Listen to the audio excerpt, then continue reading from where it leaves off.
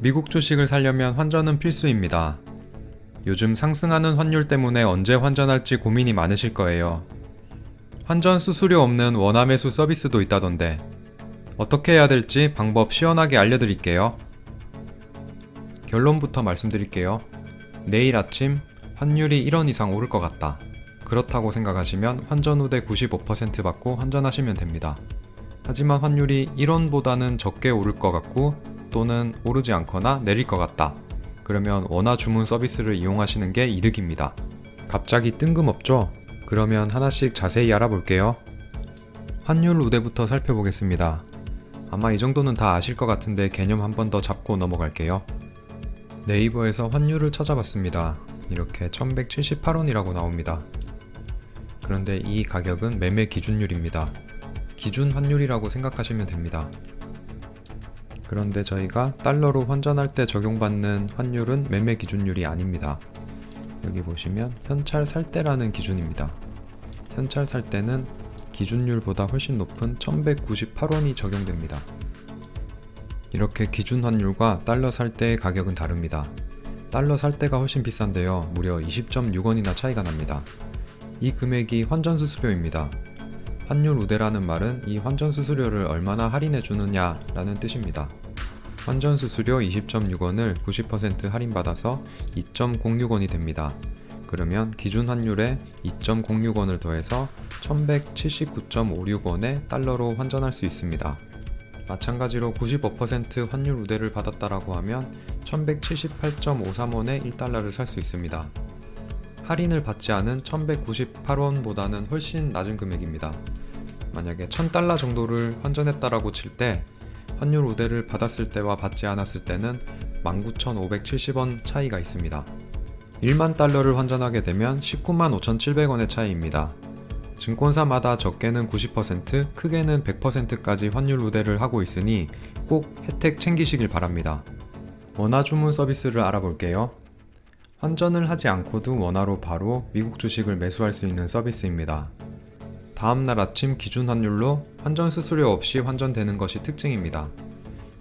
이 서비스를 사용하기 위해서는 별도 신청이 필요하니 그 점 꼭 참조하세요. 모든 증권사에서 제공하는 것 같진 않고 제가 사용하는 키움에서는 제공하고 있습니다. 이게 어떻게 작동하는지 예시로 살펴볼게요.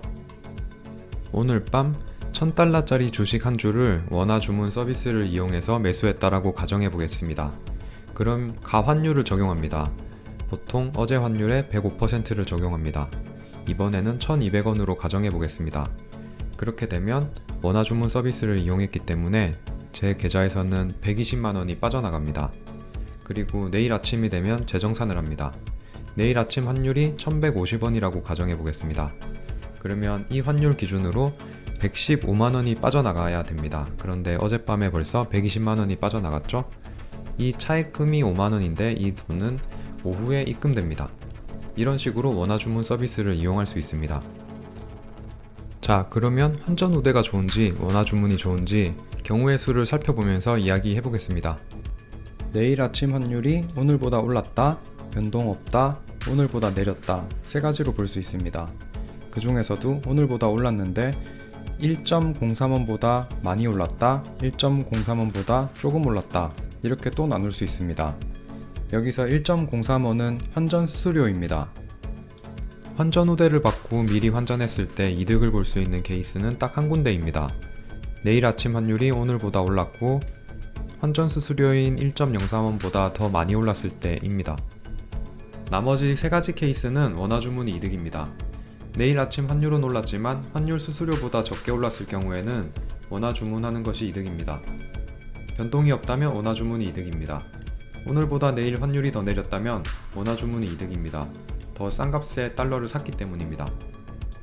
환율은 어디로 튈지 예상할 수 없습니다.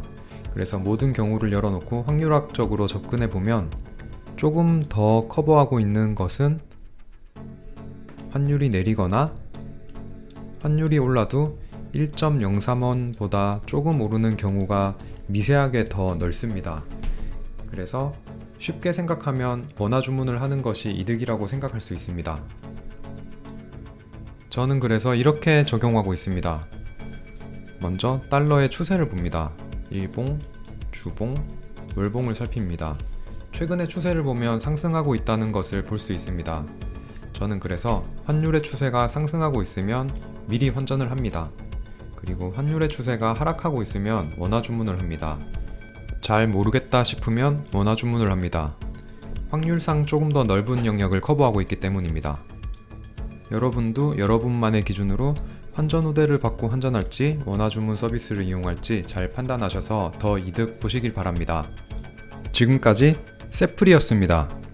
경제적 자유에서 만나요. 안녕.